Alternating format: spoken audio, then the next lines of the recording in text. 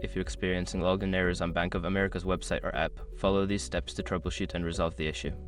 Step 1. Check your internet connection. Ensure that you have a stable internet connection. Try switching between Wi-Fi and mobile data or restarting your router if you're using Wi-Fi. Step 2. Verify your credentials.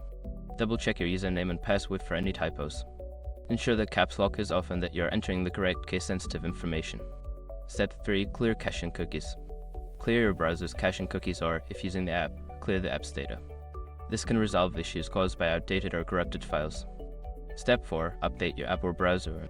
Make sure that you are using the latest version of the Bank of America app or your web browser. Updates often fix bugs and improve functionality. Step 5. Contact customer support.